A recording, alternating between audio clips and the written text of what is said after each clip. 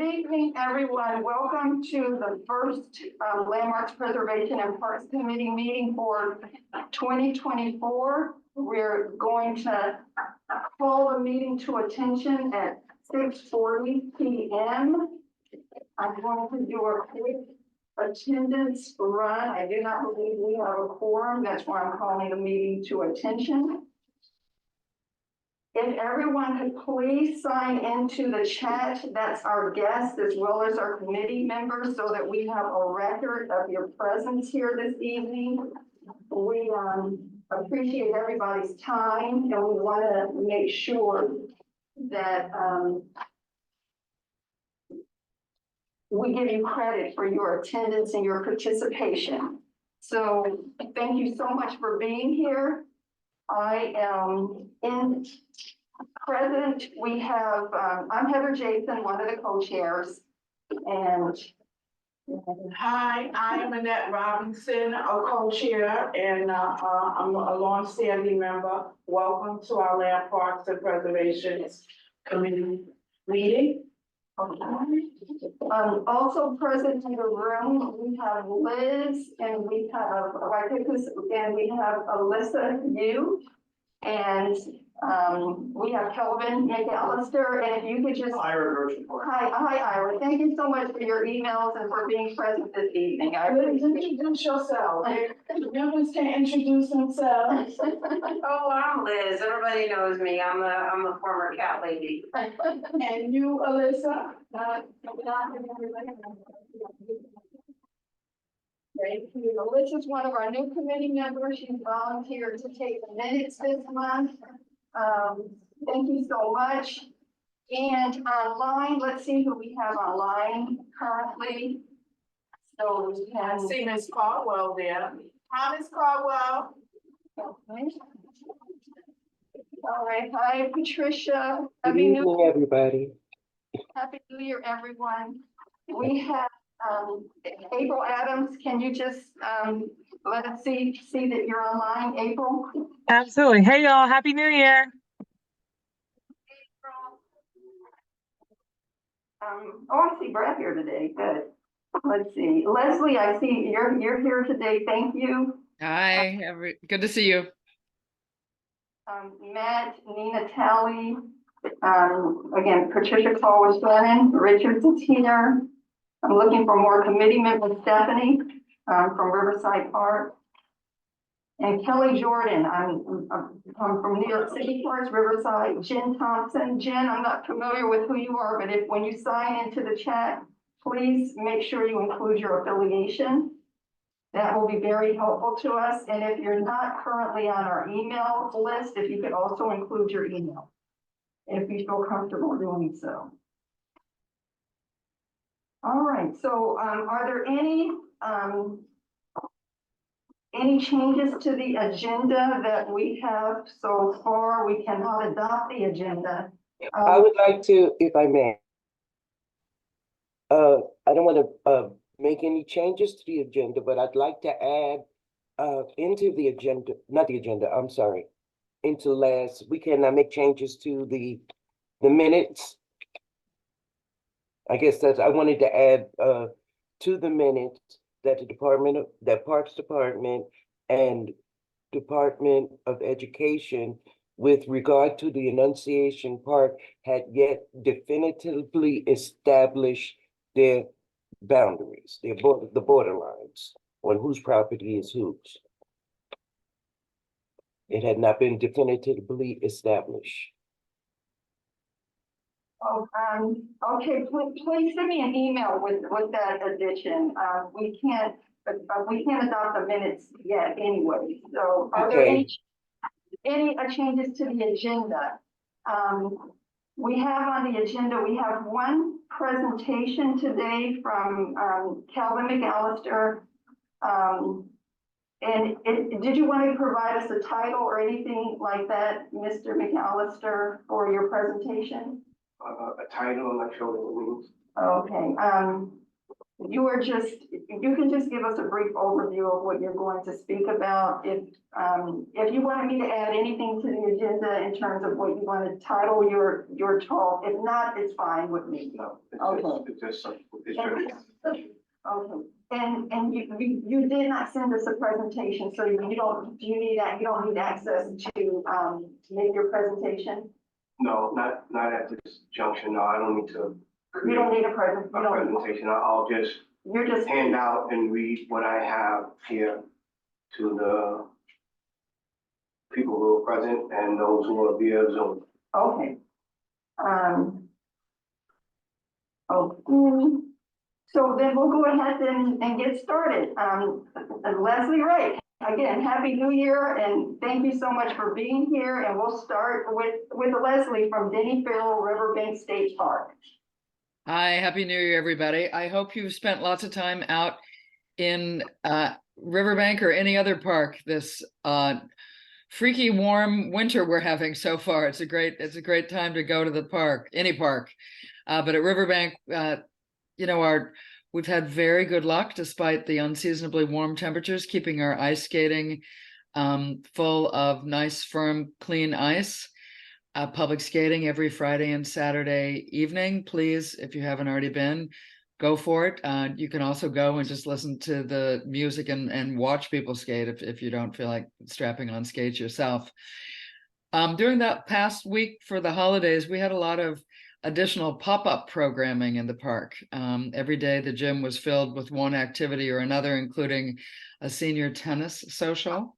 We also had free movies pretty much every night in the theater, and lots of pop-up arts and crafts for kids in the theater pretty much every day last week, in addition to all the regular programming. Let's see, the renovation of the swimming complex locker rooms continues. We're right on track. It'll be wrapped up by the summer. And that's kind of the big news from Denny Farrell Riverbank State Park. The community garden is closed for the season, but we've just wrapped up year one of its 2-year cycle. So the gardeners who won plots in February 2023 have all of 2024 to garden, and we're looking forward to seeing those folks. It was a brilliant year in 2023, so looking forward to seeing what grows in 2024 as well. Happy to take any questions if there's time, and appreciate the opportunity to speak with you about the park. Thank you so much, Leslie. Are there any questions regarding Riverbank State Park? I may have missed it, you might have mentioned it, but is there registration starting again, or winter is done already? Check the park's website on that. I think the registration is done, but we also, keep up with wait lists and things. But for the latest on that, I would check the park's website or just call the park to get the absolute latest on that, because our goal is to make sure that every single class is filled. And whenever there's room left on anything, we welcome folks to come on in. Okay, Leslie, thank you. I have a question. Sure. Go ahead, Ira. I would like to ask that the music in the bathroom be changed every so often. In the pool bathroom. I go to morning laps. You're talking about the temporary bathrooms, the trailers during Yes. construction? I'll pass that along to the park, sir. I'm not sure if we control it. It sounds like you want variety rather than hearing the same thing over and over again. Is that understanding correct? Yeah, yes. Okay, I'll pass that along and see what we can do. Or if you could tell me what radio station, I could call them directly and ask them to change their playlist. So I confess I have not spent time in those bathrooms, so I'm not aware of what the music is. It's a radio station? Yes, it's a radio station. Okay, I was told that the I'll look guys into it.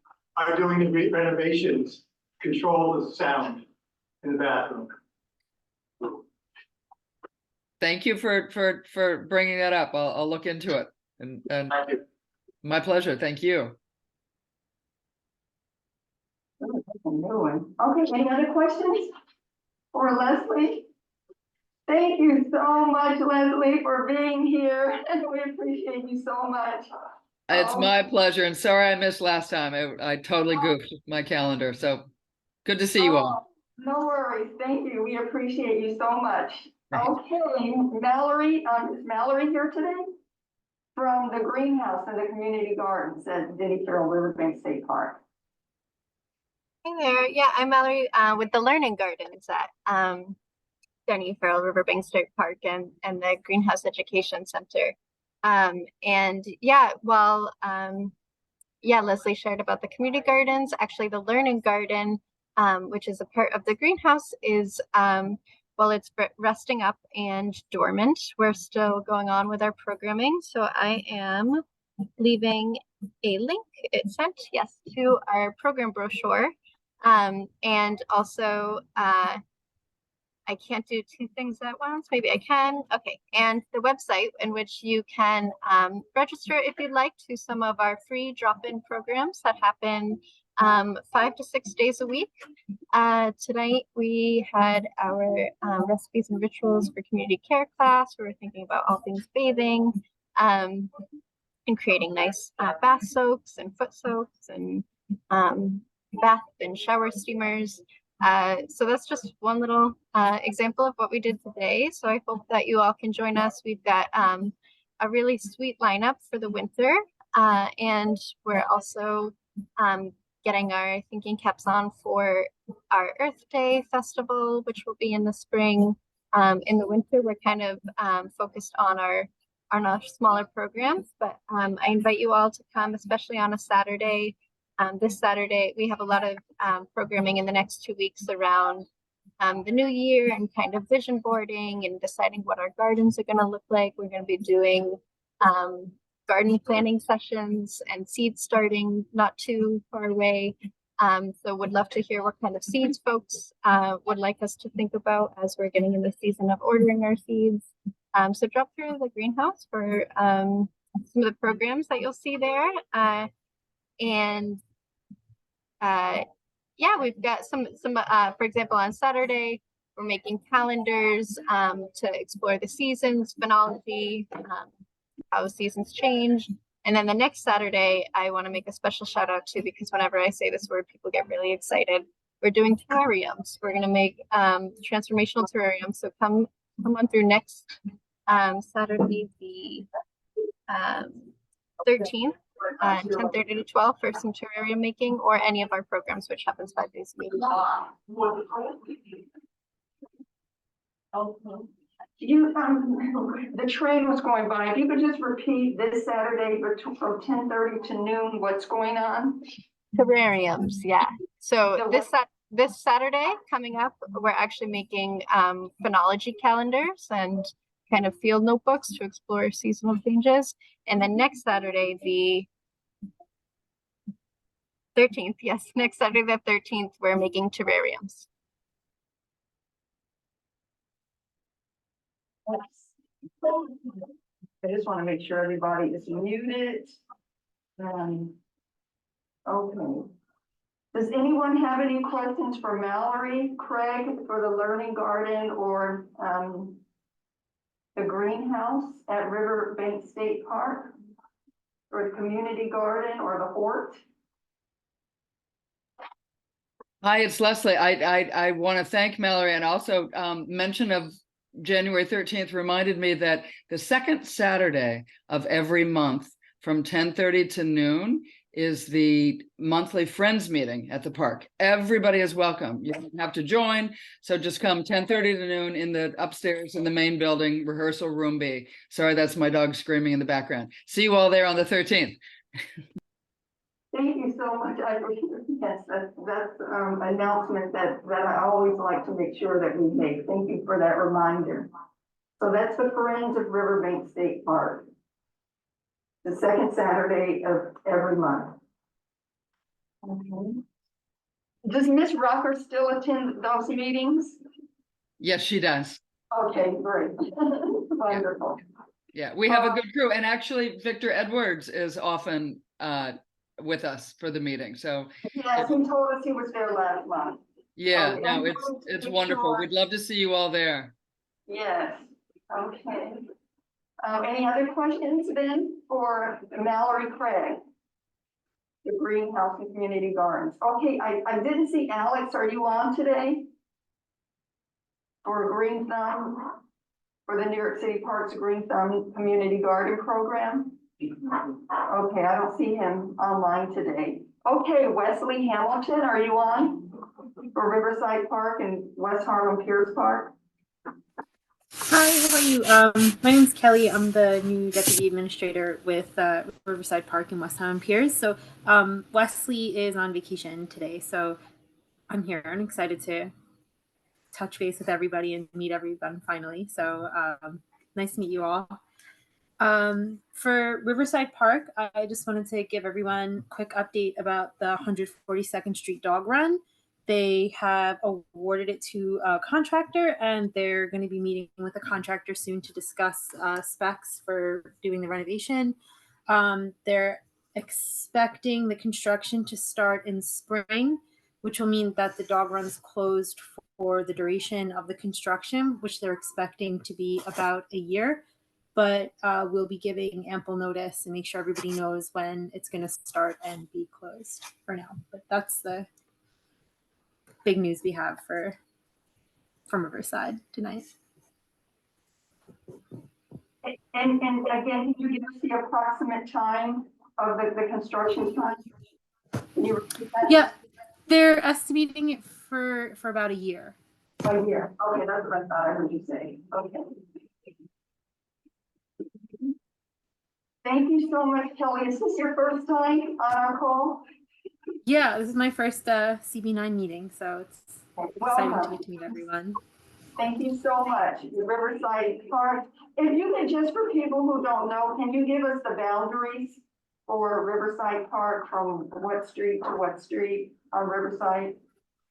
That are within CB9 or just for the whole park? Yeah, within CB9, if you know. If not, I don't. I'm very sorry. I started like 3 months ago, so I'm still learning. But I apologize. I can help.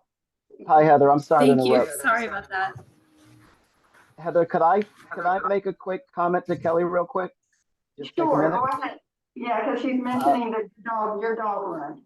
Yes, well, two things. One is I can give you answer on the boundaries. If I'm not mistaken, Riverside Park goes from 66th Street, which is the extension, and then the traditional park goes from 72nd up to 181st. I also wanted to thank It does Kelly. start at 59th Street. I just want to correct. Sorry, Shannon. There we it go. starts at 59th Street. It goes all the way to 181st Street. On behalf of the Dog Run 142 community, Kelly, I got Margaret's email earlier. I wanted to thank you for your announcement and by extension of the entire community. Thank Parks for the continued advocacy and effort on bringing this project to fruition. Heather, I also look forward to collaborating with you and Annette. I think at some point in the future, probably not in the next month, but probably at some point after groundbreaking at the Dog Run this spring, but before the summer, it might make sense for us to collaborate with the health subcommittee for Community Board 9, because I want to reiterate and echo and remind everybody that Dog Run 142 and the development plan that the Parks Department and supported by the Conservancy has approved is going to be very, very unique for a dog run on the Upper West Side, because we're going to be, quite frankly, the only dog run in our area that's going to have ADA compliant capabilities. And so we have an entire community of residents in Community Board 9, as well as adjacent communities, by extension, our friends at St. Nicholas Dog Run, our friends at Morningside Park Dog Run, our friends down at 105 in Riverside Park. All these dog runs are interior to their parks and are more difficult to get. And one of the unique aspects of Dog Run 142 is not only are we at the curb, but the design elements that Park has brought into this project will accommodate those with ADA considerations and mobility concerns.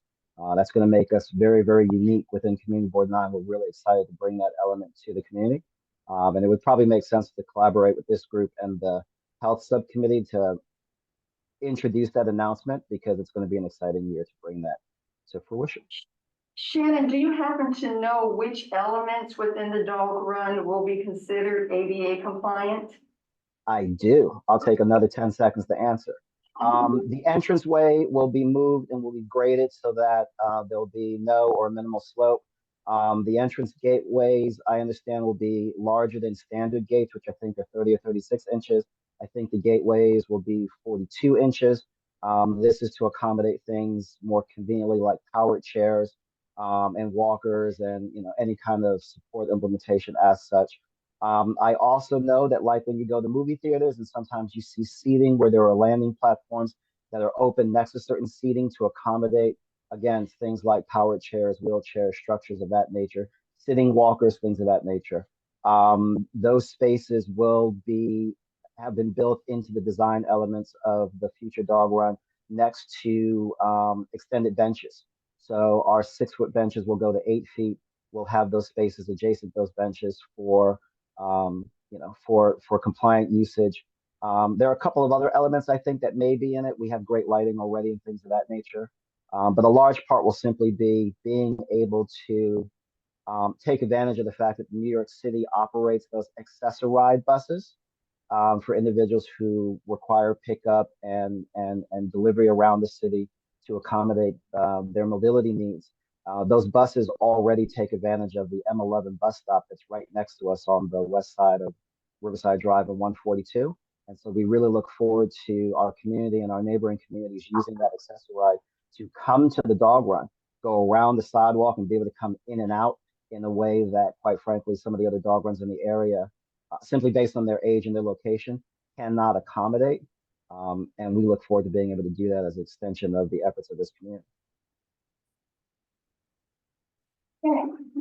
Great. Thank you, folks. Very excited. Thank you so much, Kelly and Shannon, for those updates. So we will move right on along to, let's see, Riverside Park Conservancy. Stephanie, are you on? You're breaking up a little bit, Stephanie. Okay, I'm gonna come back in 2 minutes on my phone then. Okay. Let's You're see, pretty clear now. You're good. Oh, okay. So maybe that was just weird. Sorry, I'm out of state at the moment and I'm working from a different area. But hello everyone. Stephanie here. I'm so excited about the 142nd Street Dog Run.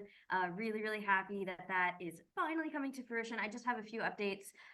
Mulch Fest is happening this weekend, weather pending, because there's a big storm maybe. That's happening on 83rd Street, which I know is not part of CB9, but if you have any Christmas trees that you would like to get rid of, you are able to put it alongside Riverside Drive, anywhere within CB9, and our staff will pick it up and drop it off at 83rd Street where we will mulch it for you. Please remove all ornaments. I did put up some signs back in December along Riverside Drive, so just put it on the drive and we'll pick it up on the park side. Snow Corps. We have a Snow Corps team of volunteers who are able to help us out whenever it's snowing, to help us with shoveling. Our staff gets here at 5 o'clock during snowstorms to help shovel out all the staircases. So if anybody wants to maybe not come at 5, but come a little later on the day to help with shoveling, that is a volunteer opportunity that we do have. And I'm just saying it now because of the potential snow that we have coming. As well as summer camp is now, registration is open. So Fort Washington, again, outside of district, is open now. And our location on 103rd Street that registration will be open January 12th. So if anybody wants information about summer camp, Mulch Fest, Christmas trees, Snow Corps, I'm going to put my email and phone number in the chat if anyone wants to reach out. Thank you. And if there is a link to, I guess, the website that would provide more information about that too, if you can put that in the chat, that would be great. For sure. About Mulch Fest or Snow? Yeah, Mulch Fest, yeah. Gotcha. I'll do that right now. All right, excellent. Thank you. Thank you so much, Stephanie, for being here and you're out of town. We appreciate that, your effort. Of course. If anyone wants to know, I'm in Puerto Rico right now and I'm having the We're time of so my life. All right, is Karen on today for the St. Nicholas Park? I didn't see her. I didn't. I do have a question about the mulch. Mulch Fest, go ahead. We have a question for you, Stephanie, regarding the Mulch Fest. You know, the question I have is, we know that the mulch is a really important ingredient as far as keeping and providing moisture, right? To the trees or to the garden. What is the process that folks are interested in coming and collecting this mulch? Are you providing bags for these people who can come down there and take as much as they like, or do they have to bring their own luggage? Oh my gosh, great question. Because pine mulch smells beautiful, and I got it. I got a bag myself last year. So we are giving out big tote bags and small tote bags. We are kind of how do you say, rationing it to 1 to 2 bags per person. But I have a feeling that we'll get a lot of Christmas tree mulch. So if you want to bring your own bag, I'm sure that's fine too. I would suggest coming around 11 or 12 o'clock on 83rd Street and Riverside Drive. Again, that's out of CB9 district, but we will be mulching it on 83rd Street and Riverside Drive. We will start mulching at 10, so I will assume by 11 or 12 o'clock we'll have a good mound of mulch that we give out to passersby, anybody in the community, and then we use the rest for tree pits along the drive in the 80s, in the 80th Street to 85th Street. And Does that answer your question? What date are you doing this again? Can you just repeat the date? This Saturday, January 6th. Okay. And Matt what put time? that in the chat. Thank you so much, Matt. Yeah, there are some other locations that you can pick up mulch and take your tree to as well. So you can, for the sake of time, go to the website. There are several locations that you can go and get mulch if you're interested in that. Oh, thank you, Matt, for putting that in the chat. Excellent. Yeah. Okay, any other questions for Stephanie? All right, we're moving right along then. Let's see, Brad. Welcome, Brad. I think I saw you earlier. Are you still on? Brad Taylor? Yes, I'm here. Can you hear me? Yes. Great. So I'll pick up on the Mulch Fest stuff. It's great that we have a drop-off site in Morningside.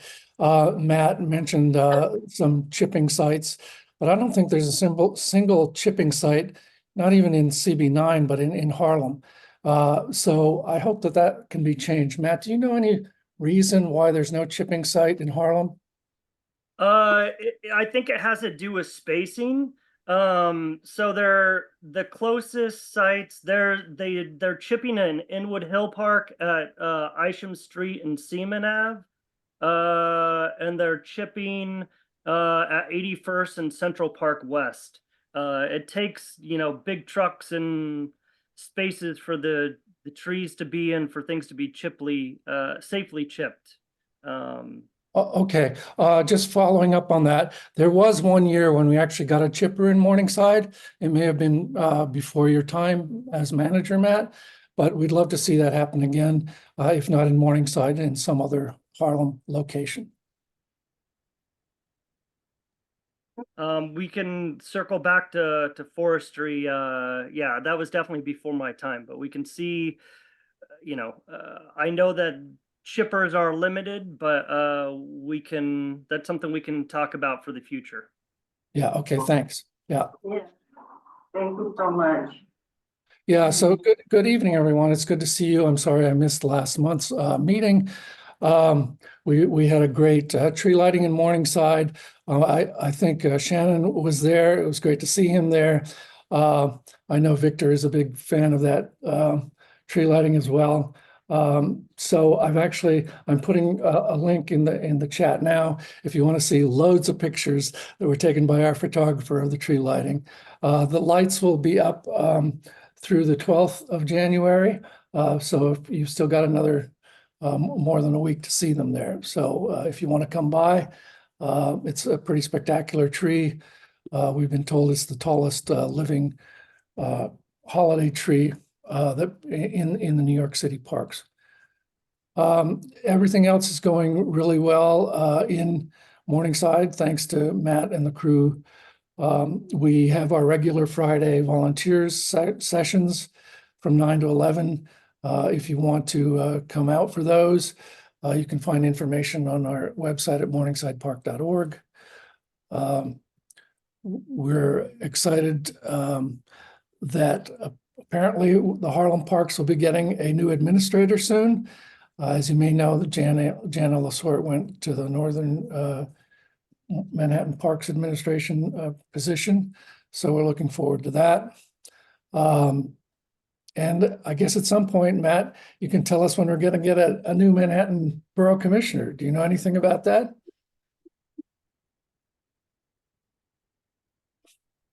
Not at this moment. I'm not privy to that information. Right. All right. So that's about it for me. If anyone has any questions, it's good to see Annette here. I'm not going to be able to stay on much longer, but I will say that we are still working on getting that plaque at the pond. That, as you may know, I think I reported back in November that Parks, we got a little pushback on that, saying they're not putting plaques in parks anymore, but they said they would consider it. So we still have not heard back from the people in the Monuments Division of Parks on that. Yeah. Hi, how are you?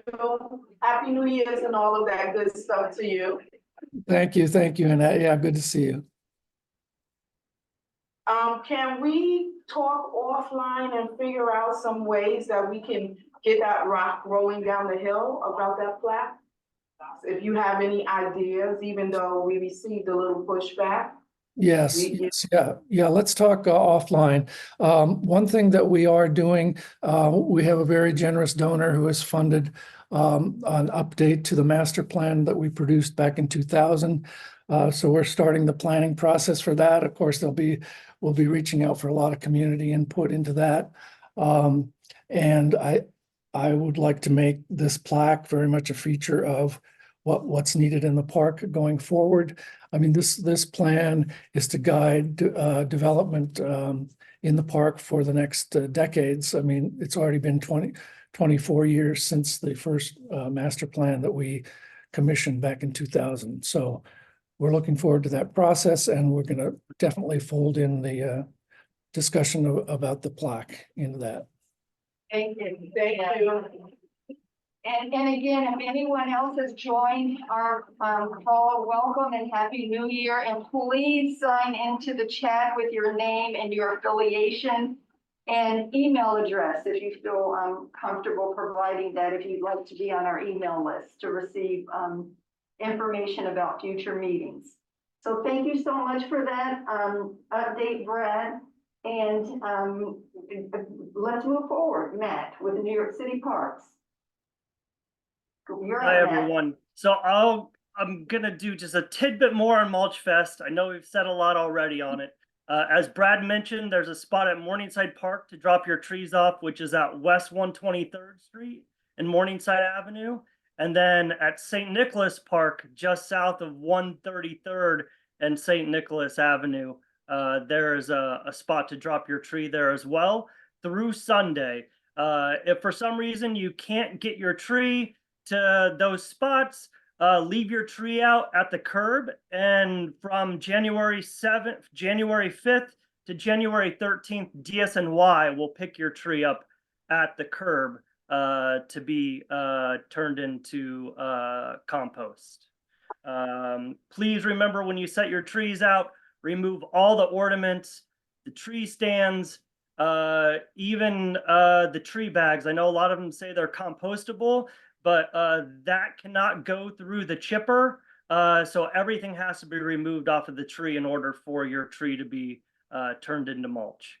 So I think we've said a lot about Mulch Fest. A few other things Brad already mentioned. Hopefully, by our next meeting, we'll be able to introduce who the new Historic Holland Park Administrator is once they are on board. And then some great news, the paths at St. Nicholas Park have been reopened from repaving. There are some punch list items that still need to be done, some pipe railing that's to be installed, which is the primary thing, but they look great, nice and smooth, happy to have them done and have our park back. Those are all the updates that I have, if anyone has any questions. Any questions for Matt with the New York City Parks? Thank you so much for that, Matt. I have a comment. Hey, I don't, hey, it's April Adams. I don't have any questions, but I just wanted to say thank you so much, Matt, and the Parks Department. St. Nicholas Park looks amazing right now. The pathways are beautiful.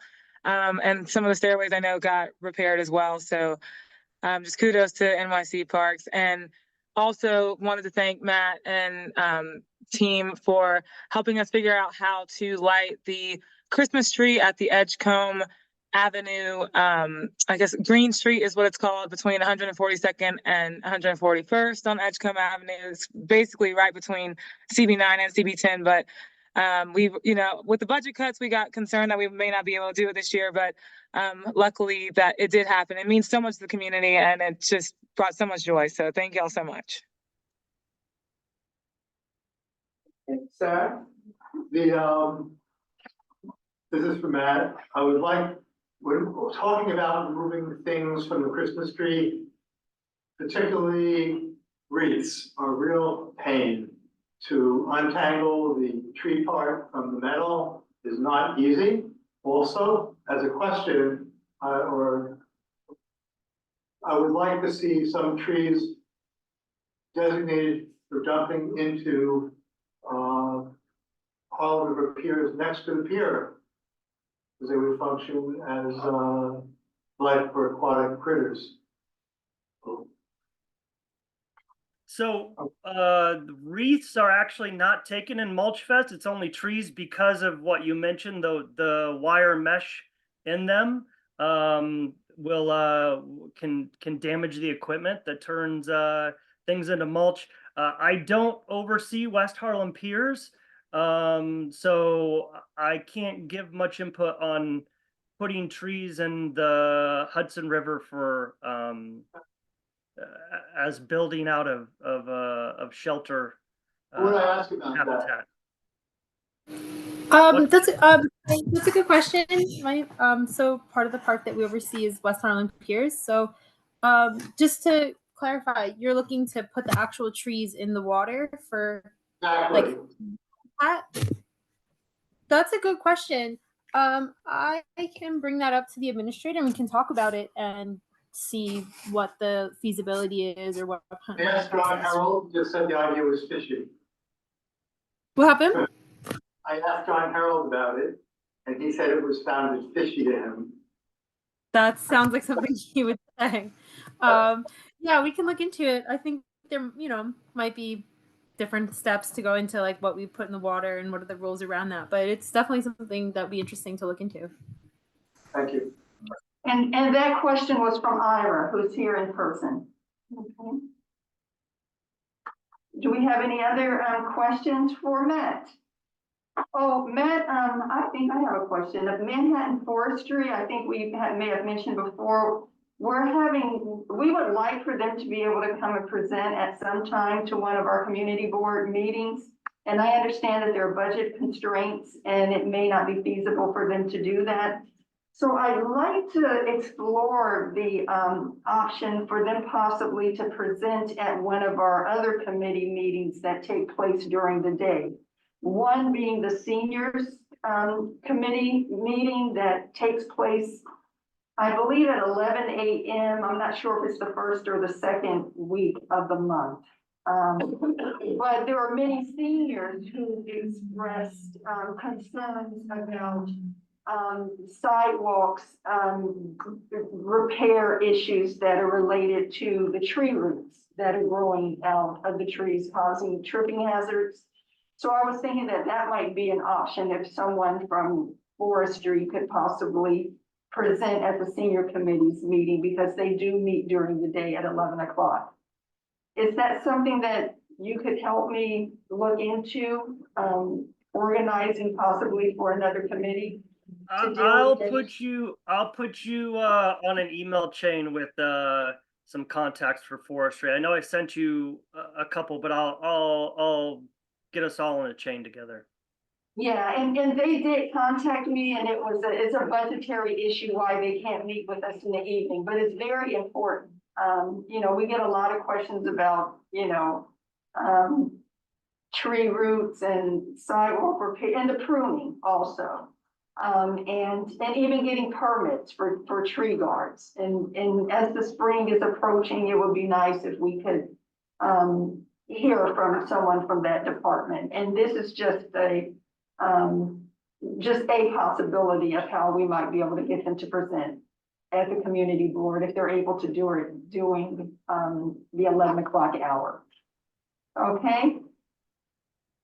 Any other questions for Matt? Can I add one quick question? Go ahead.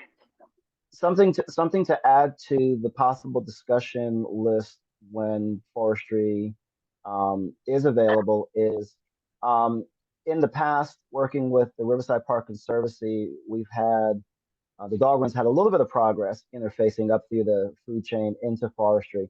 But something that Community Board 9 may want to get clarity from forestry on is forestry manages the clear cutting when trees come down due to storm damage. They also do the trimming for the tree branches and the grooming and things of that nature.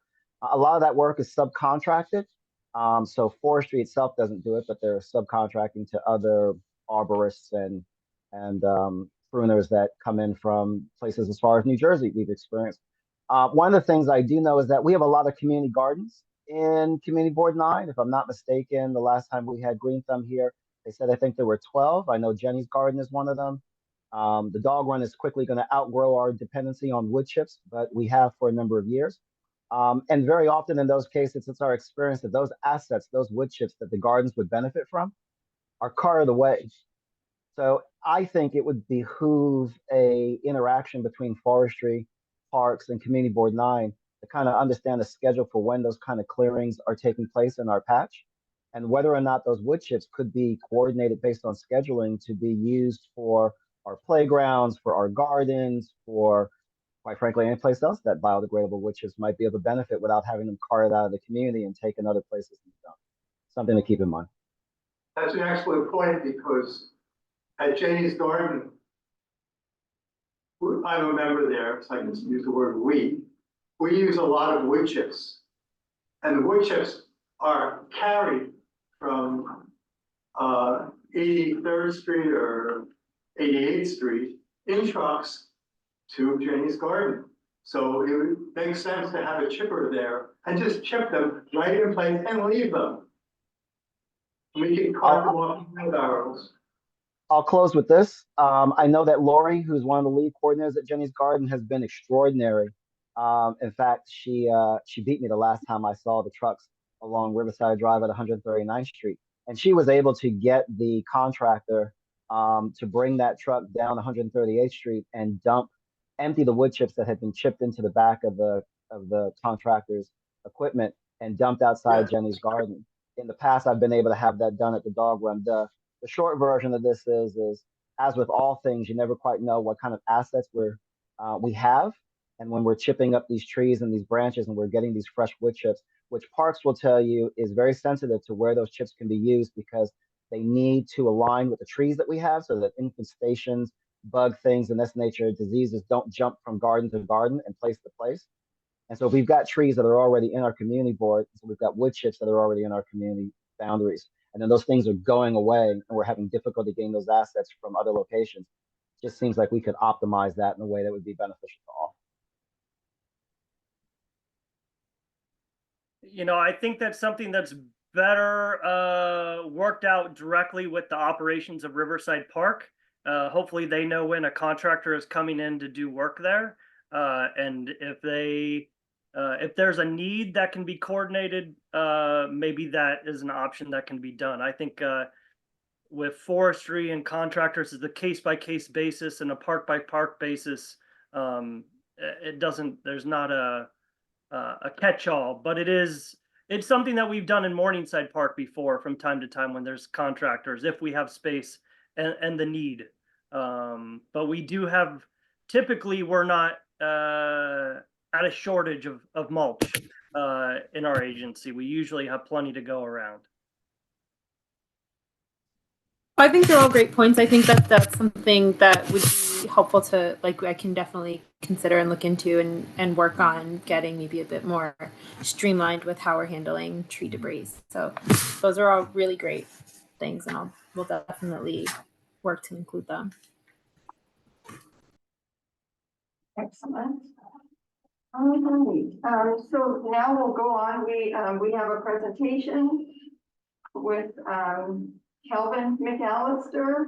If there are no other questions for Matt, then Kelvin, then you have the floor then for Uptown Inner City League. Of course, yes. We're a small family here. Just sit wherever you feel comfortable.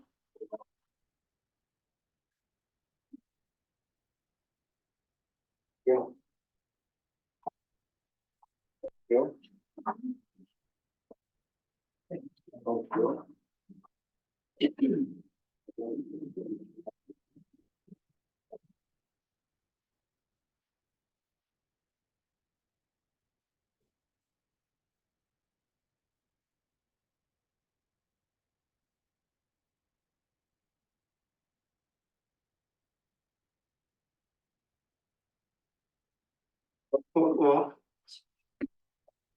good evening, everyone. I'm Kelvin McAllister, a very long-term resident of Central West Harlem, and particularly growing up in the community of Manhattanville houses, which I would say in this community has taught me a lot about giving back and serving the community, and the people that surround our West Harlem community are just wonderful and great people. So I'm always forever grateful for being a part of this community, regardless to the way it may appears today. But I'm always grateful, and coming from a large family, I know the importance of community. I know the importance of growing up here.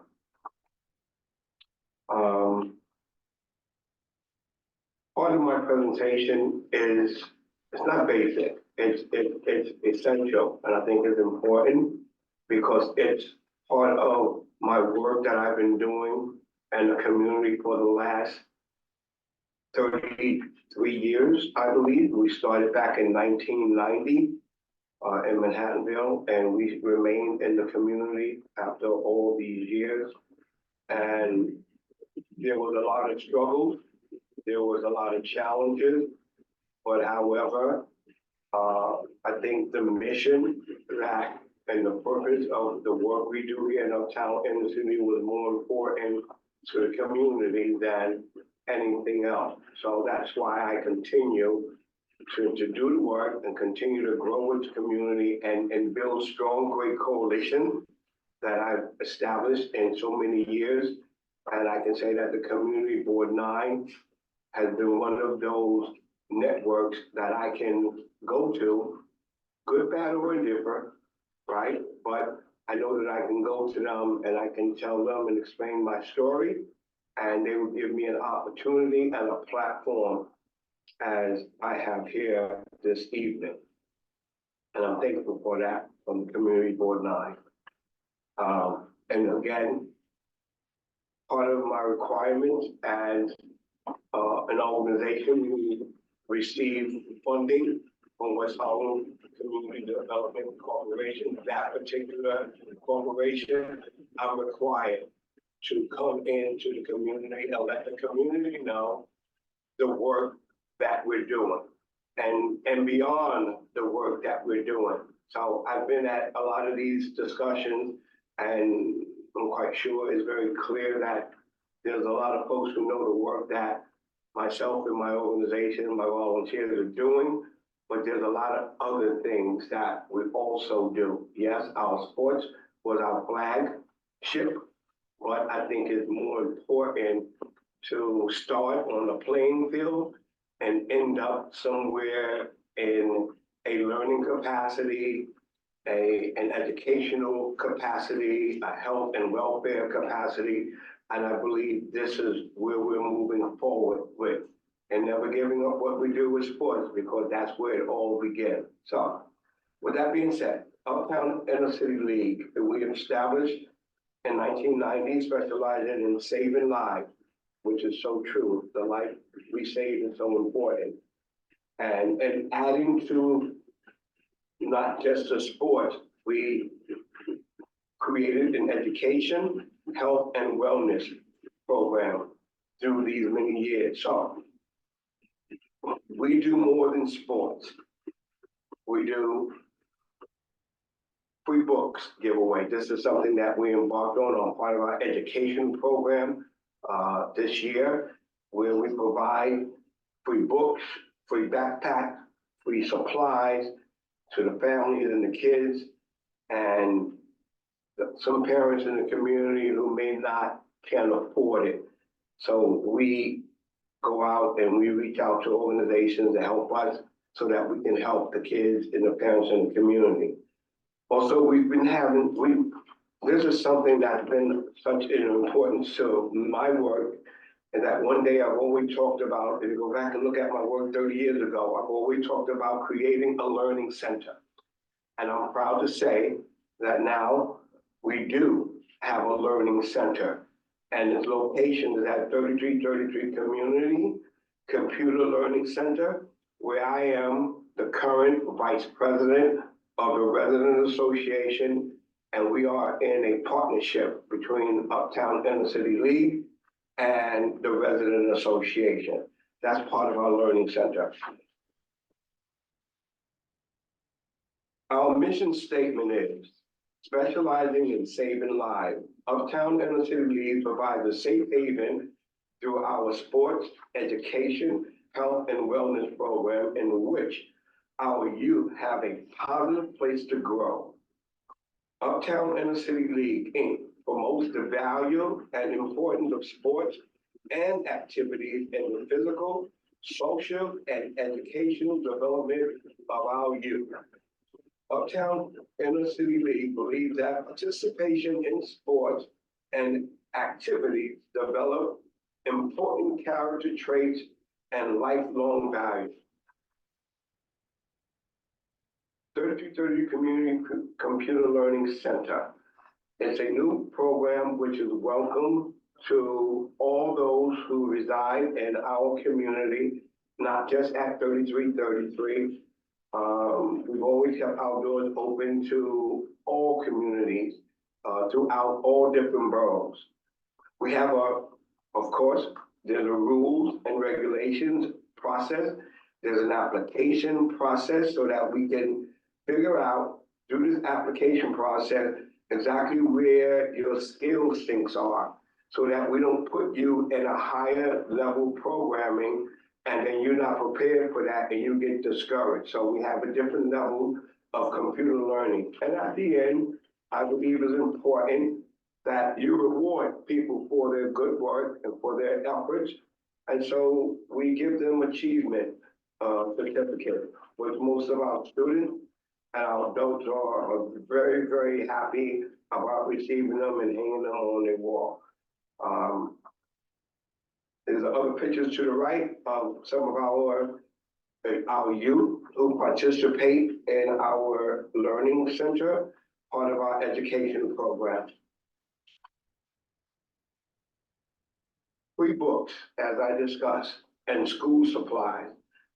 We provide these at all free of charge because I believe that if you get them on the field, then they can wind up at a higher institution. They start believing and having confidence in themselves and coming out and developing the traits of leadership. And that's what education, I believe, is all about. So if you give a kid a book, you give him an opportunity to explore the world right in his living room. Here I am on the left with our free book program right outside our 3333 Residents Association. And you know, you never really know who you were living around, right? So that's why it's always so important to like network, delegate, meet and greet. And to my far right, that is an educator. His name is Robert Paris. He walked several times by our building, by our office, and he was so astonished and amazed that you guys don't give him away free books. And I said, of course. He said, and guess what? He's a school teacher and they have multiple supplies of free books that's sitting around in the school closet.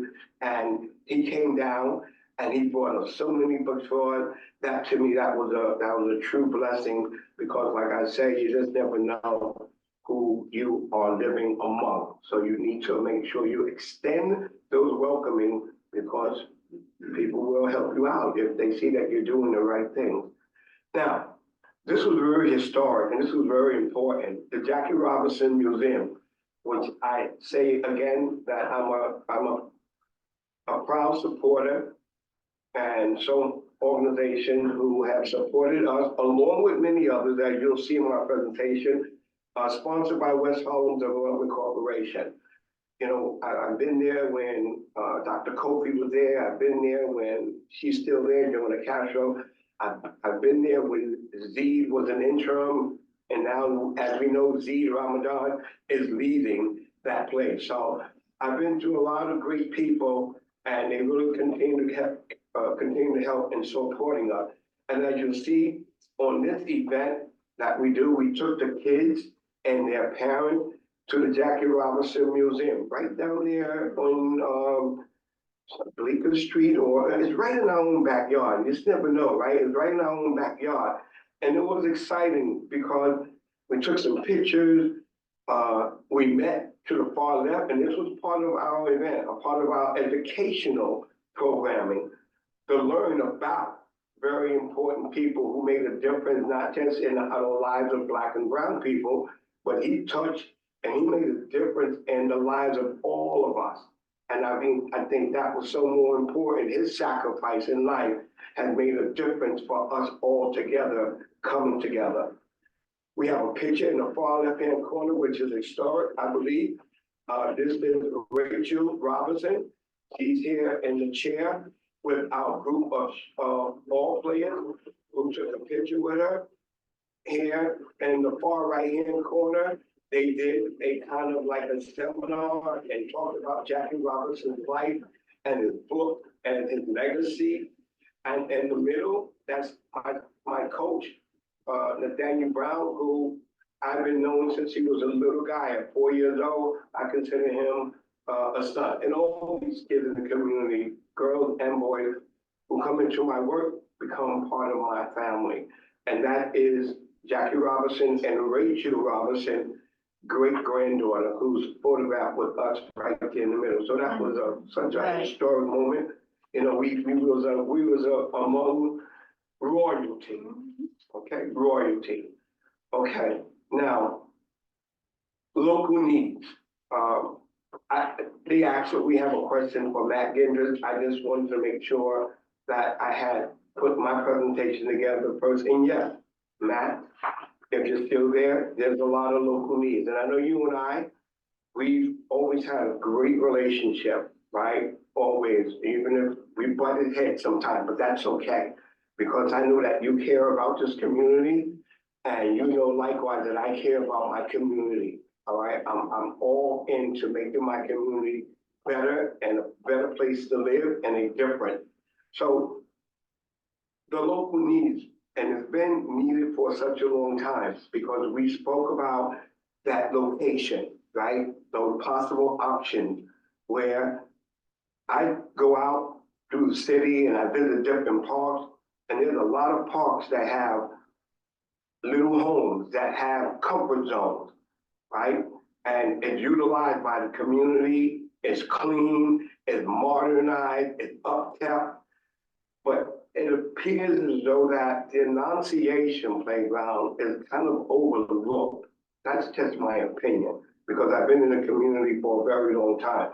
And there's been decades where there hasn't been a comfort zone for the community, for its use, for people who have the need of wheelchair accessibility. They come from out of their homes and come to the park, and they have nowhere to be comfortable. I think that's important that through our elected officials, Shauna Burrow, through Mark Levine, through hopefully our new up and coming leaders at the Parks Department, that we consider, yes, and we're grateful, right? And it's been a long fight for over 10 years, and the Annunciation Ball Field is beautiful. And I know the community is loving it, but I do believe that there still needs to be more work done at the upper part, at the little house. There should be a comfort zone, there should be restrooms. It should not just only be used as a place of storage, it should be used for the community. And I know Matt and I have some conversations documented that my concern with the jungle gym, right? Every now and then the Parks Department, they come along and they put a little Band-Aid and paint it up. But it's underneath that jungle gym where those rubber pads, and I heard Heather say this about a tripping hazard. Those rubber pads are protruding up at the corner. We got to be proactive. We can't wait until a kid runs around on those rubber pads and falls, and that rubber pad is sticking up, and there comes an injury. So I think that's important. 2 more minutes, I get it done. There is no restrooms in the park, and I hope that through this presentation that we can find options and the possibilities in putting it into Mark Levine's fiscal budget that's in place right now, and continue to fix the basketball court up and also at the playground at the top bar. We still do sports registration. Please sign up in person at the Annunciation Playground location on West 134th Street and Amsterdam Avenue. It starts Saturday, March 2nd, 2024, and continue every Saturday thereafter. Time 2 to 4 p.m. Our programs include our recreational instructional baseball program, Mahone Halos, 4 to 10 years old, the UICO Little Tigers, 4 to 8 years old, New York Angels baseball, New York Angels Juniors baseball, and New York Angels ladies baseball. My contact information is here on the flyer, 646-457-1481, and you can email us at uptowninnercityleague@gmail.com. I got about 5 seconds left. And I just so want to say how I'm so proud throughout the years that here is a few of our kind supporters, in which we appreciate it. Transport Workers Union of America, which I'm a member and former president twice. I'm going to be the president the 3rd time soon. And Columbia University, Struggles, great partnership with the City and Parks and Recreation, NYC Department of Youth and Community Development, West Harlem Development Corporation, Columbia University's facility, First Step Pediatrics, Dr. Sanchez and Dr. Maria Molina have been very instrumental in supporting us. Hartley Pharmacy, Columbia Journalism School, Columbia Community Service, Columbia University Print Shop is where I get all my printing from for free. The University Houseware is located on Broadway. And last but not least, but most important, I mentioned this in the beginning, I'm proud to say that I can go to the community board 9 and I can speak for folks like Annette and Heather and Ms. Prince and Mr. Edwards and even former leadership there. And they always found time to hear what Uptown Energy has to say. And 9 times out of 10, we get things done together. So I thank you. Thank you. Thank you so much for that presentation and sharing with us all that you do, and we're very appreciative, and this community is too as well for everything that you've done and continue to do. We're grateful. Thank you. Thank you very much.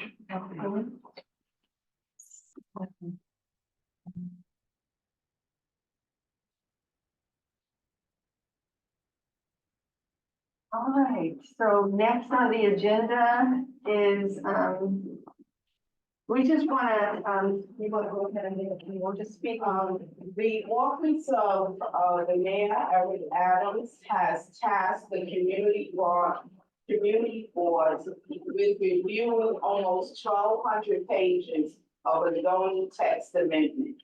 It's being called the City of Yes Zoning for Economic Opportunity text amendments, and the City of Yes is key in that amendment and what we all need to pay attention to. These amendments, if implemented, shall have a serious impact on Community Board 9 and communities across the city. They shall cover a number of issues. I'm just going to mention a few. One, allowing commercial businesses into all residential areas, allowing small businesses to exist in people's apartments and homes, eliminating restrictive businesses within residential buildings, allowing manufacturing businesses to exist in commercial and residential zones, allowing all businesses to exist in all commercial zones, allowing businesses to exist on residential floors and on rooftops, and possibly allowing cabaret dancing to exist on all commercial zones. So we, as the members of our communities, 1,200 pages are a lot. We need to look at it because once the dirt is shoveled, it's in, all right? And our Community Board 9 will be holding a public hearing on the 18th of January, which is our general board meeting. We encourage all the members of our community to get involved, come to the hearing, take some time, look at some of the pages and share with us your yes or your no. Because if we do nothing, everything becomes possible. And some of this has to sound a little crazy if you really listen to it. So we need you guys to come out. We're gonna do our part. We need you to do yours. And we've included in this agenda the link to the text amendment. So please take some time to click on the link and review as many subject areas as you can. And please come with your suggestions. We have a question in the audience. Liz, go ahead. Well, I wasn't sure, so I'm Liz Whitetakis, co-chair of Housing, Land Use and Zoning. This text amendment is coming through our committee, and our committee is asking all of the other committees that with related interests to review the proposal. It's overwhelming for all of us. And because I sit on that committee and this committee, I've gone through and looked through the proposal, and I don't know if the two of you, how much you've looked through it, but I've looked through it with a lens to, of course, historic preservation, because that's what I do for a living, and for parks. And I will just say, I don't see, and I don't know if Matt is still here or others from parks, if they see an impact on parks in this proposal. But I think from this committee's perspective, like of what this committee has had to do, I don't see a huge impact on parks. it's still gonna affect our communities. I'm sure we have to look in the other areas. So you and I both serve on housing. Right. You have the economic committee. Just because it might not affect us or not, doesn't necessarily mean it isn't an important thing. So I'll have to really take a look. I haven't had a chance to do so. And if we find anything in there, we just gotta make it known to everyone else, right? Yeah, so I will say, if you go through the final, presentation, only proposal 1 mentions historic districts. And proposal 1 is to lift time limits to reactivating vacant storefronts. So if my memory serves me, there are 18 proposals. They're all very nuanced, but if my memory is correct, currently, if a storefront, in R1, R4, R8, R10, or a historic district, if a storefront is vacant for more than 2 years, they have to go through an arduous process to have that storefront reactivated. It's not automatically. It's only in R1, R4, R8 up to R10 in historic districts. So from this committee's perspective, the proposal is to eliminate that exclusion. So that if there's a storefront that hasn't been occupied in 2 years, it's in a historic district, somebody can come in and reoccupy that storefront with their business. I don't necessarily see a problem with this particular proposal, but I think it would impact the work of this committee. And then there are a few others. The proposal, I think it's proposal 17. I think that's the one that has to do with rooftops. I have the proposal in front I of know me. Sydney had sent us an email. Right, and in Sydney's email, there is also, oh yeah, rationalized waiver process for business adaptation and growth. So proposal 17, if you go to, it should have been sent around to all the committee heads. DCP responded to a series of questions that we had during our first meeting. And their response was that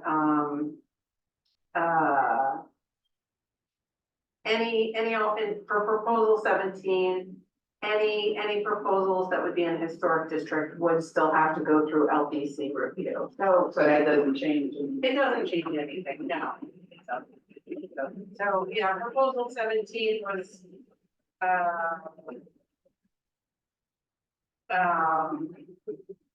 their example was, it has to do with, building size and shape. So as most people know, New York City has a requirement of a series of setbacks, due to light and air.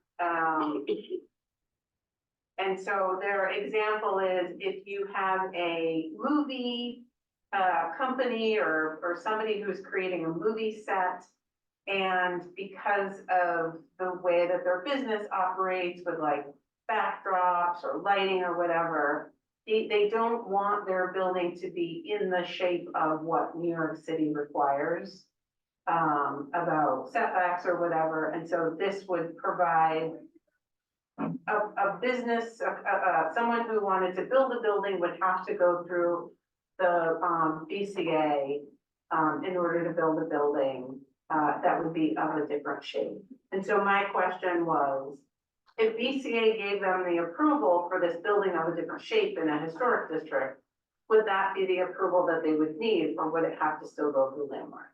So it would still have to go through landmark. Okay, So I think that's a good thing. that sounds like a business.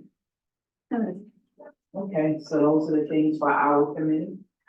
Well, yeah, I mean, do the best you can. I mean, I think what Signy and I were concerned with was the first time DCP gave us a presentation in November. How many people are on this meeting? 15? I think we had 30 people on our meeting.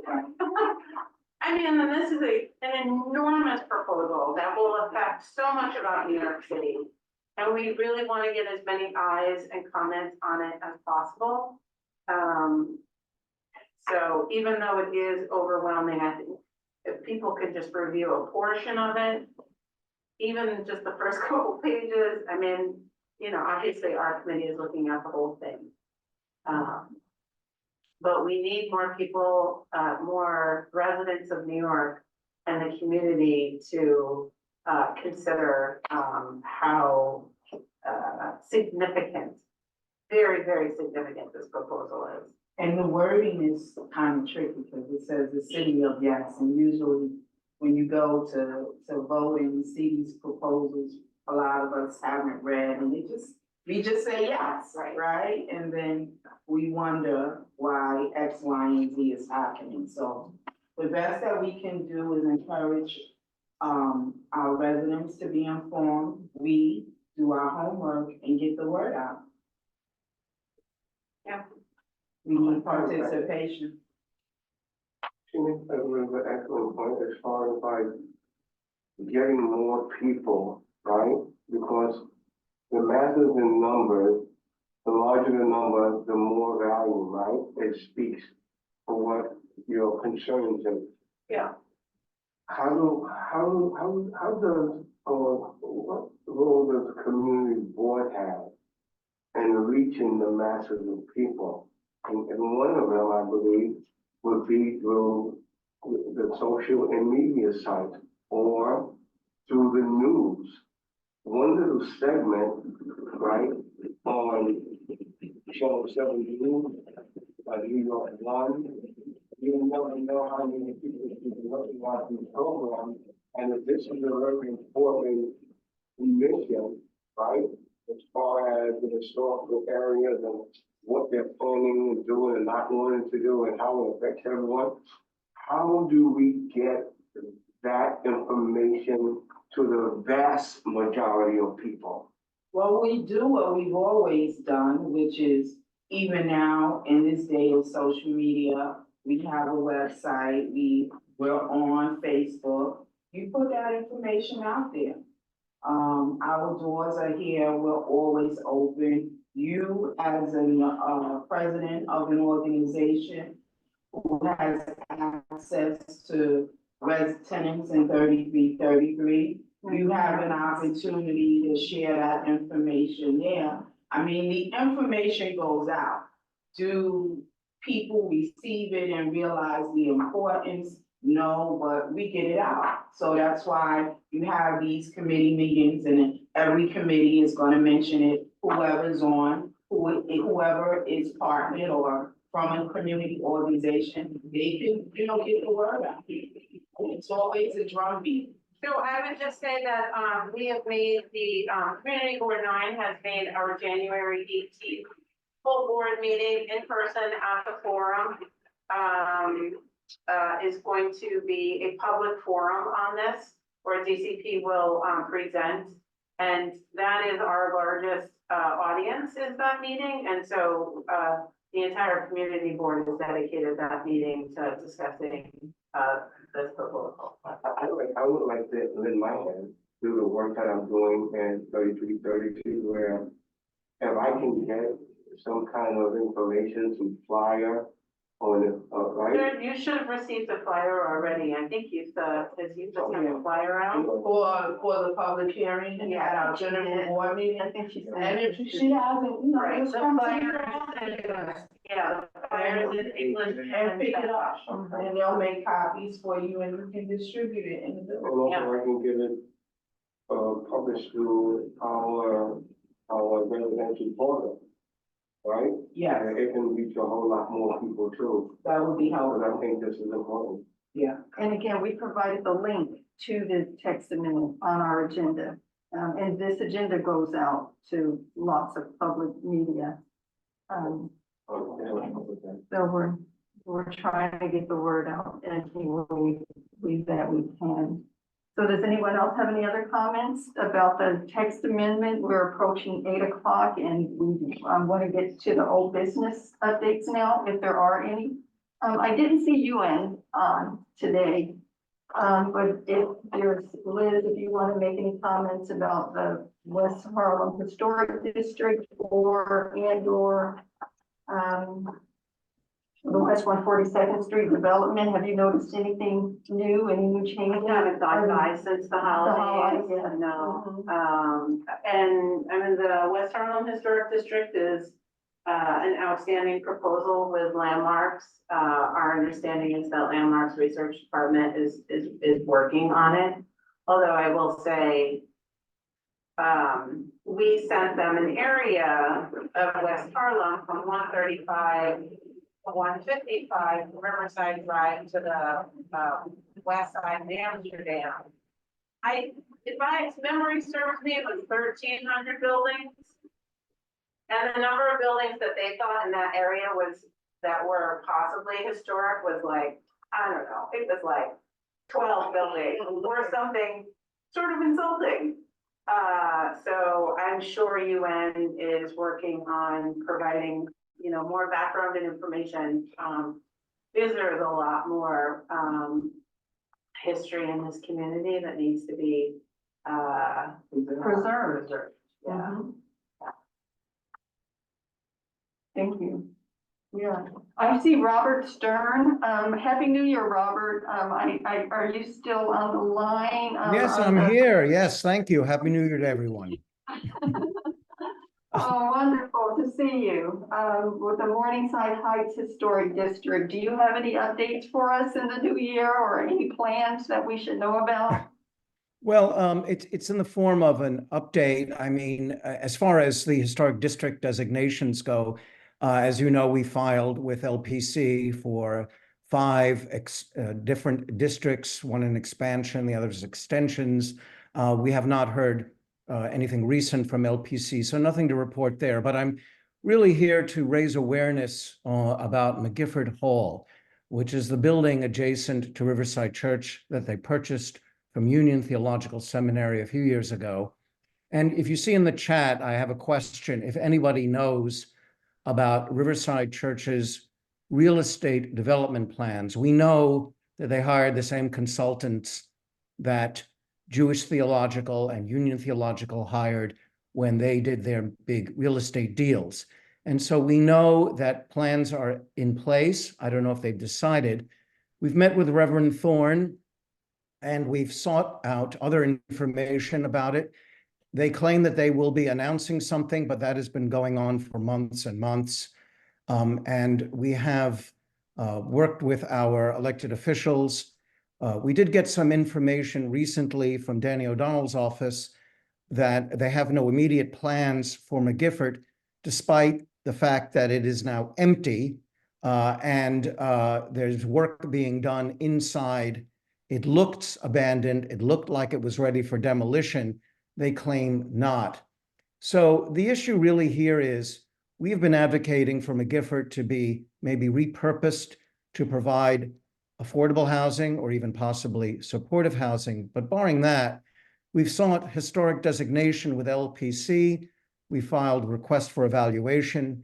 If you see in the chat, there's a link to a recent newsletter focusing on McGifford Hall that has background information, the letters to LPC, the letters to Reverend Thorne at Riverside Church, who we did meet with, but she refused to reveal any of the plans at the time.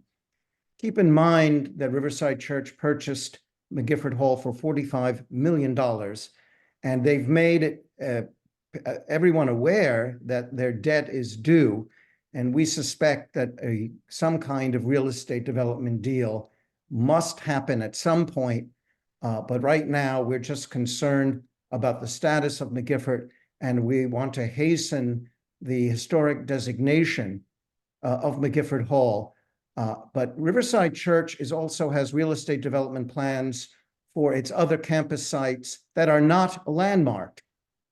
Okay, much of Riverside Church is not landmarked, including the gym, and I believe the Martin Luther King building. And so they may be looking to develop a similar kind of deal that they saw from UTS, JTS, that yielded upwards of about $140 million for each institution. So I'm asking, keep your ears open. I'm just trying to build awareness. If anyone hears something about McGifford or knows about Riverside Church's development plans, if you have contact information, please reach out to me. I've also included my email address, and I appreciate the time tonight to talk to you about it. Thanks very much. Thank you so much for that update. We appreciate hearing about that. Do we have any other updates? So we did speak about the gym, the marker. And as usual, we've also put on the agenda the West Harlem Development Corporation, the Community Benefits Agreement link. Our committee still needs to continue our efforts to explore how this community benefits agreement can benefit this community, and especially the preservation of our historic structures in this community. So please, we're hoping to form a subcommittee that will further explore this and to make sure that we're getting everything that should be coming to our community board and this committee in light of the Columbia University Community Benefits Agreement. And let's see, does anyone else have any other questions or comments, suggestions? Did we miss anyone else online? I see an unfamiliar name, Terry Van Dyne.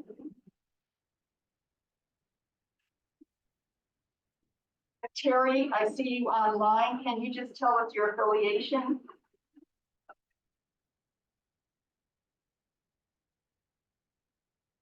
Okay. Just looking for anyone else unfamiliar. Well, if there are not any other comments, questions? Heather? Yeah, oh, Victor, hi, welcome, Victor. Good evening. Sorry, I'm jumping between two meetings, economic development and yours. I was listening.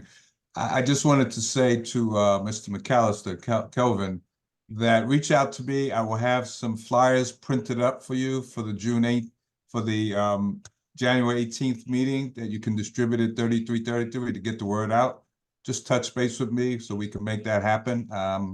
I just was in a meeting with talking about this issue, and it's just so important that we all are on the same page and speak out about these changes that are going to happen to our community, and I'm concerned about our historic areas in particular. So reach out and I'll make that happen. All right. Thanks. Heather. Okay, great. Okay, we have a question from Shannon. Go ahead, Shannon. Thank you both. Really quick, stepping out of my role with the dog run and into my role supporting the Edgecombe Avenue Gardens Green Thumb community. I don't see Jendu on our call. I appreciate the calls at the beginning of the month, at the beginning of the year, are always difficult. To my understanding, and this is not an ask for progress this evening, but maybe over the next 4 weeks as we get prepared for our next meeting in February. It is my understanding that no progress has been made on that front with that community garden group. In particular, there are concerns about still having a lack of their sponsorship award for their garden, and some other questions around their garden's infrastructure, and maybe some concerns over a lack of equity of investment in the adjacent garden and theirs. All that to say is, I know Annette and you, Heather, have been wonderful. I know that there have been some communicated supports from Assemblyman Taylor's office. I don't know if Sean's or Mark's office has been pulled in, but it would seem as if there are some action items that there's still some outstanding questions and some concern around why certain actions haven't been taken in support of this. If Green Thumb has indicated that they are satisfied with the progress of the communication going forward, I don't think it's been made clear that they're not. So just want to bring that back up on the agenda, because I think as that group moves towards preparation in the spring, I have no experience in what the off-season preparedness looks like, but I suspect they're losing time and space in planning for that, and I'd like to see that group be ready for their spring Green Thumb 2024 initiatives, whatever those things look like. Shannon, thank you for bringing up Edgecombe. I have been in contact with Nora, and I assume Nora has informed her where we are with them. Heather and I will be scheduling a meeting this month to speak with Agenda and Alex Munoz about the issues and concerns for Edgecombe. And once we have a conversation with them, we will also then schedule something where Nora and Nina are present to address those issues. So it's not as if nothing is happening. It is still at the top of our list to get their concerns addressed. And Never in Shannon, doubt. we have not removed them from the agenda. We actually moved them up in the agenda to provide regular updates along with parks. So it's in the top part of our agenda now. Alex was at our meeting last month, and I think the month before that, he's been here twice. So I think you missed last month's meeting where he's provided an update. But we're trying to make the Green Thumb program and continuous communication a regular part of our monthly meetings going forward. And although they are a regular part at this time, Nina and Nora came to us with issues that need to be addressed, and they shall be. And very specific. Okay. Never in So doubt. they are Appreciate you not folks for letting forgotten. me. Looks like Nina's Go unmuted. ahead, I'm gonna Nina. go to mute. I see your hand. Go ahead, Nina. Hi, I just want to say, thank you, Shannon, for bringing that back on the table. I know that this is the first of the year and there's a lot going on, and I know we haven't been forgotten. So I know as the season gets started and the new year gets started that we will address these issues. Just an update on our end, we were able to ascertain who's been stealing out of the garden. A neighbor found a person actively pillaging the garden and threatened to shoot him. So we've had to put in another report. But this is, obviously a very serious issue that we haven't had to deal with in well over 15 years. And it never seems to come from Bradhurst. I mean, he literally came with a Rubbermaid garbage can and helped himself to our garbage bags that we just received in our winter supplies. So we are definitely getting ready to hit it for 2024 and for January, because we are going to be proactive and we are not going to get deterred by these small items. We are ready. No. And again, thanks you to the community board. Don't be deterred or discouraged, and as I said to Shannon and you're online, we are in the process of making sure that your issues are addressed so that moving into the spring, things are working in your gardens that benefit the whole community. Exactly. And you're getting the support that you deserve, okay? So again. Absolutely, I have no doubt. If anyone else has joined our call this evening, please make sure that you put your contact information in the chat. We'd like to make a note of your presence and in your affiliation. And your email address would be helpful too if you want to get on our mailing list to receive monthly notices of the agenda moving forward. So we appreciate your time. And are there any other issues? Sydney, I see that you joined. Sydney, did you have an update for us? Hi. No, I was on the Econ development meeting. Thought I'd pop over here now. Have you already talked about City of Yes, the zoning text and amendments? We have, do Yes. you have something to add? Please add, Signy, if you have a few words. Yeah, if you got feedback, we want it. So that spreadsheet is where to put it. And do you have anything else you wanted to talk to me about? Not at this time. All righty. Okay, then the time is now 8:15. It's there, and I think we've concluded. We finished our agenda items. Is there a motion? Motion to adjourn. Second. Thank you everyone for your time. We can adjourn the meeting at 8:15 p.m. Good job. Thank you everyone for coming. Thank you. Happy New Year, all. Okay, Happy Good night, New Year. everyone. good night. Yes.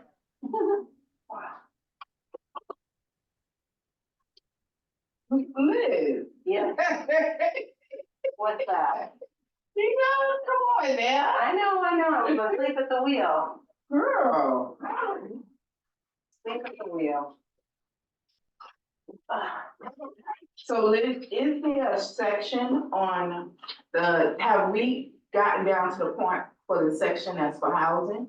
Or is it kind of all over the place? Because I have. It's all over the place.